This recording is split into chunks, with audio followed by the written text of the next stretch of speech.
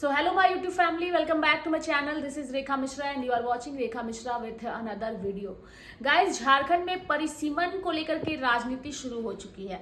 परिसीमन को आप समझ गए होंगे कि मैं किस सब्जेक्ट पर बात कर रही हूँ। झारखंड में फिलहाल की अगर हम बात करें तो 81 विधानसभा की सीटें हैं और अगर परिसीमन होता है तो इन सीटों की संख्या राज्य में बढ़ जाएगी।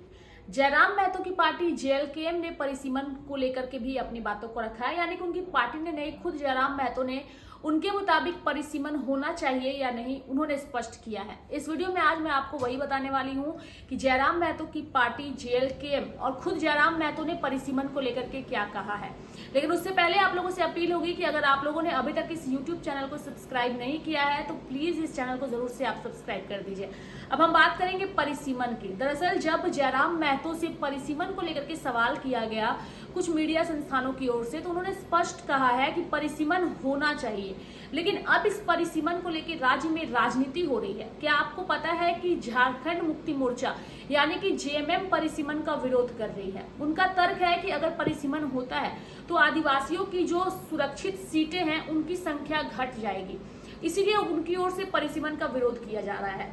बीजेपी का इसमें तर्क है कि जिस तरीके से बांग्लादेशी घुसपैठियों की बढ़ोतरी हो रही है राज्य में, उससे आदिवासी संस्कृति पर सीधा हमला हो रहा है और आदिवासियों की संख्या घटने के पीछे भी बांग्लादेशी घुसपैठियों का ही हाथ है।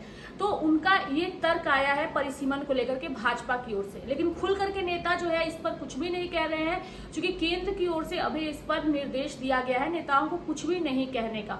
लेकिन बीजेपी आरएसएस परिसीमन को लेकर के फुल ऑन एक्टिव मोड में है और अब इसको लेकर के राजनीति चरम पर है। जेएमएम पार्टी का एक तर्क है परिसीमन को लेकर और खास करके बीजेपी को लेकर के कि बीजेपी आदिवासी और सरना धर्म कोड इन सभी चीजों की विरोधी रही है। ऐसे में परिसीमन का समर्थन बीजेपी इसलिए भी कर रही है चूंकि परिसीमन अगर होता है, सत्ता पक्ष की ओर से ये कहा जा रहा है कि अगर परिसीमन होता है तो आदिवासियों की संरक्षित सीटें, चाहे वो लोकसभा की सीट हो या फिर विधानसभा की सीट हो, वो घटेंगी और यही वजह है कि बीजेपी इसका समर्थन कर रही है, लेकिन हम इसका विरोध कर रहे हैं। लेकिन गाइज आप लोगों को क्या लगता है, क्योंकि जेएलकेएम के जो सुप्रीमो है जयराम महतो ने, उन्होंने स्पष्ट कर दिया है कि राज्य में परिसीमन होना चाहिए। लेकिन आप लोगों की क्या राय है, क्या परिसीमन होना चाहिए या नहीं होना चाहिए?